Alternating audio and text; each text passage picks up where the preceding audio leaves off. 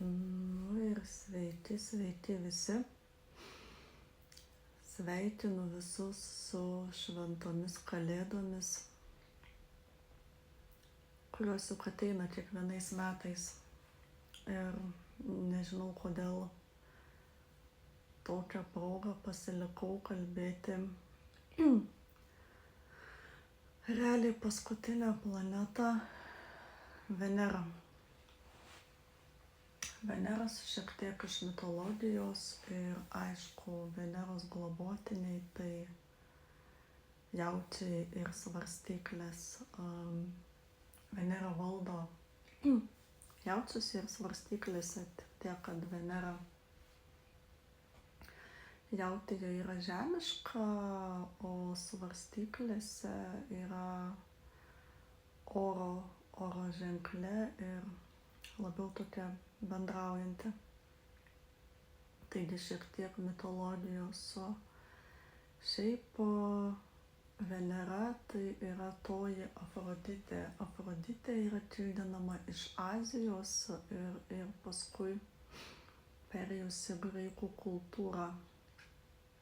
Afroditė turi daug pavadinimų, daug epitetų mitologijoje, bet jinai yra siejama su grožiu, visą apimančią meilę, kuri visas kosmosas pripildytas meilės. Taip pat Afroditė siejama su gamta, kaip visa kurianti gamta, kaip visa apimanti visą gamtos grožį ir ne tik gamtos grožį. Toliau Venera čia jau. Žodžiu, kodėl Venera, vat gal ir kartojusi jau, bet šiaip romėnai visą mitologiją, visą kultūrą perėmė iš graikų, ane? Tai graikų Afroditė, o romėnų Venera. Ir kažkodėl tai man net pačiai įdomu, kodėl tie planetų pavadinimai yra palikti romėniški. Sakykime, kodėl mes Plutono nevadinam Hadu, o kodėl mes Veneros nevadinam Afroditę, nors aišku galim vadinti ir taip, o kodėl mes ten tarkim Merkurijaus nevadinam graikiškų, kaip sakoma, pavadinimo dievų. Čia išlieka toksai, tiesiog kiek teko skaityti, toks kaip iš vienos kultūros į kitą kultūrą, iš vienos kultūros į kitą kultūrą ir ta mitologija persipynė ir galiausiai mes perėmėm tuos romėniškus pavadinimus. Ir pagal juos vadinam planetas. Taigi, Venera. Venera siejama yra ne tik su meile, bet taip pat siejama ir su kūniškais malonumais. Juk jinai yra ir viliotė, ir kai kur netgi yra vaizduojama kaip moteris, kurią lydi daug gyvūnų, tai ir gyvūnų globėja. Dar kažkur yra rašoma, kad netgi buvo tapatinama su graikų Arėjų, tai yra Marsų romėnų, kažkodėl tai. Ir kad jinai yra taip pat įpinta į šiek tiek tokius epitetus kaip Arėjo, bet iš tikrųjų Venera su karu, su kova nieko bendro neturi. Taigi jaučiai, jūsų Venera tokia, jūsų meilė tokia emocinga, jaučius vis tik tai pas jaučius egzaltuoja Mėnulis, yra Chironas ir kaip jaučiai tą meilę įsivaizduoja. Aišku, čia jautės jaučiai nelygų, bet aš čia taip abstrakčiai. Tai jautis meilę matuoja materija. Materija darbais, sakykime, jaučiai mėgsta labai skaniai pavalgyti, jiems svarbu, kaip tas maistas yra paduotas, kaip patiektas. Taip pat, aišku, geras jautis myli gamtą. Juk žiūrėkit, taro kortose irgi yra pavaizduotas trečias arkanas, imperatorė, ane? Dar netgi Venera yra siejama, iš to gali suprasti, kad Venera yra siejama su santuoka, su šeimos moterim, su vertybėm, su vertybių visa sistema. Tai vat, tai labiau tokius atspindi jaučius. Kokia svarstyklių ta Venera? Svarstyklių Venera tokia labiau apgalvojanti, nes vis tik tai pas svarstyklės egzaltuoja Saturnas ir ta Venera įgauna tokį žodžio atsakomybės atspalvį. Juk svarstyklės yra oro ženklas, yra bendraujantis. Svarstyklės yra 7 zodiako ženklas ir susijęs su visuomenė, su žmonėmis. Jau čia Venera įgauna kitą atspalvį, jinai nebėra tokia kaip pas jautę, ne? Tokia uždaryta, savas ratas, savi mylimieji, kaip pasakyti, savo. Svarstyklių Venera jau labiau tokia mėgstanti išeiti į visuomenę, labiau pasikultūrinti. Svarstyklės gali mėgti skaniai pavalgyti, bet jos jau kažkur tai nori išeiti pabūti kitoj aplinkoj. Iš tikrųjų, man labai sunku kalbėti apie Venerą. Prisipažinsiu, mano asmeniniam horoskope Venera yra labai stipriai pažeista. Aš esu moteris ir suprasta Venera, todėl labai sunku apibūdinti Venerą iš tos gerosios pusės, nes taip pat Venera gali būti ir šalta, ir susilaikanti, ir nerodanti jausmų. Čia gal daugiau svarstyklėse galėtų būti tokia Venera. Čia aš apie pažeistą kalbu, kada žmogus turi karčią patirtį, tarkim mane, ir neberodo jausmų. Tai Venera įgauna jausmų, bendravimo, užšaldymo atspalvį. Yra sakoma ir yra rašoma, kad vis dėlto Žemėje pati aukščiausia nata yra meilė. O kas yra toji meilė? Apie ją daug kalbama, daug rašoma, bet aš negalėčiau pasakyti, kad aš suprantu, kas yra meilė, bet ta Venera yra ta meilės planeta, kuri turėtų pabandyti nuspalvinti mūsų gyvenimo tą kažkokią tai įsivaizduojamą meilę. Aišku, aukštesnė Venera jau eina Neptūnas, tai eina aukštesni jausmai, eina vidiniai dalykai iš vidaus, nepaaiškinami jausmų dalykai. Kada Venera yra šiek tiek paspalvinta Neptūno, jinai įgauna tokį meilės, kažkokį mistinį sumaišties atspalvį meilėje, kurį nesupranta, iš kur ta meilė atėjo. Nėra jokio paaiškinimo, nes visgi tiek Venera egzaltuoja žuvų ženkle, o žuvis, kaip žinot, yra Neptūnas, mūsų paslaptingasis, mistiškasis Neptūnas. Ir pritrūko čia laiko.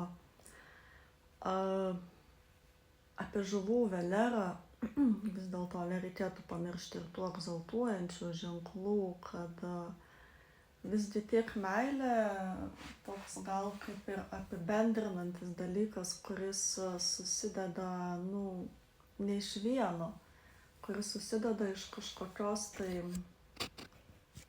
bendros visumos. Žiūrėkit, va ta Venera Neptūnų nuspalvinta, man kažkaip tai gal priimtiniausia, sakykime, man kaip žmogui Venera paspalvinta Neptūno arba Saturno, nes pažiūrėkit, kas dedasi šiam pasauly. Žmonės vieni kitiems pavydi, žmonės vieni apie kitus apšneka. Tai vėlgi galbūt ta Venera nudažyta saturniško tokio atspalvio neigiamo, nes meilės norim visi, o iš tikrųjų tie, kas nusvilia, bijo mylėti, bijo parodyti jausmus, bijo dar kartą nudegti. Ką dar norėjau paminėti, visgi tiek vasario mėnesį stoja kiniečių ugninio arklio metai, ir kaip įdomiai viskas siejasi. Šaulys, juodas mėnulis perėjo į Šaulį. Ateina ugninio arklio metai, Šaulys ugninis ženklas, ir Šaulys, aišku, tai yra tas kentauras, pusiau žmogus, pusiau arklys, ane? Ir kiniečių ugninis arklys tai labai sustiprina tą reikšmę to, ir visgi tiek žirgas, ugninis žirgas, jisai asocijuojasi su laisve ir su nevaldoma aistra. Kokie gali būti ateinantis metai meilėje? Baltas mėnulis liūtė, iš liūto pereisi mergelės ženklą. Gali būti labai daug naujų porų, gali būti labai daug susižavėjimų, gali būti labai daug grįžimų atgal į praeitį, gali būti prisimenami seni santykiai. Ir ko gero visi šitie jausmai, visa šita aistra, net ne jausmai, aistra, gali būti meilėje šiek tiek neapgalvota. Todėl patarčiau neskubėti, renkantis meilės partnerį, atsisijoti, atskirti, kur yra aistra, kur yra tikrai jausmai. Tam reikia laiko. Ir aišku, ugninis arklys, tai taip pat aistra gali būti ne vien tik tai meilės, bet aistra ir užsidegimas, aišku, taip pat juodas Šaulyje.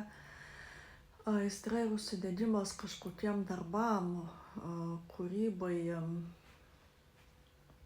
Todėl palinkėsiu ugninio arklio metus išnaudoti kaip kūrybinius metus, kažką sukurti, kas eilėraščius, kas muziką, kas meno kūrinius, aš tikiuosi, kad čia pas mus Klaipėdai, kaip kiekvienais metais būna jūros šventė, tai aš manau, kad ugninio arklio metais mugė, tie tautodailininkai visi turės ką įdomaus pasiūlyti, nes kažkodėl aš esu įsitikinusi, kad ateinantis metai bus labai įdomus, labai kūrybingi metai ir bus labai veržlūs metai.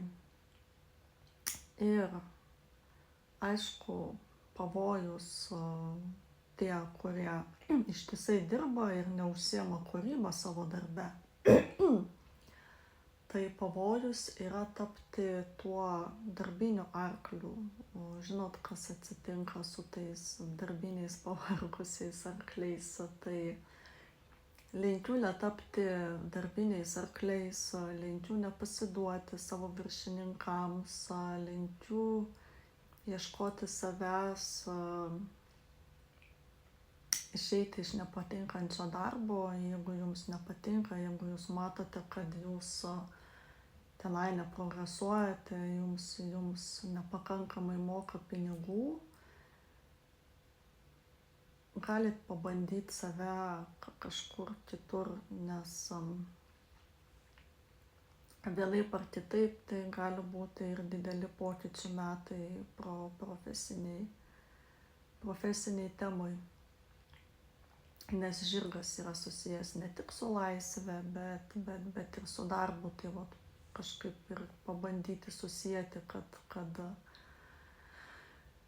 ten, kur arkliui negerai, aišku, jisai iš ten bėga arba tampa darbiniu arkliu. Tai vat visiems palinkėsiu mylėti, nebijoti jausmų, nebijoti parodyti savo jausmų, jeigu jie yra vienaip ar kitaip. Meilė, jausmai yra labai gražus dalykas. Palinkėsiu nebijoti dalintis savo jausmais, savo mintim, kažką sukurti, padaryti savo antrai pusei kažkokią tai staigmeną. Beje, tos poros, kurios yra kartu, jau daug metų, taip pat gali iš naujo pajausti kažką naujo, užsižiebiančią tokią meilę, iš naujo pasijausti tokiais jaunais. Tai vat palinkėsiu išlaikyti tą meilės dvasią, tą ugnį, kurios tikrai netrūks. Ir jau dabar jaučiasi, kai šaulį perėjo juodas mėnulis, ta ugnis. Taigi visiems gerų likusių švenčių, laimingų artėjančių naujųjų metų. Aišku, kai stos kalendoriniai naujieji metai, tai dar nebus arklio metai. Arklio metai stoja su pirma vandenio jaunatim pagal kiniečius, nebeprisimenu vasario dieną, kokia čia bus. Ir tada atšuoliuos mūsų smarkus, ugninis, laisvas, kūrybingas, veržlus ugninis arklys.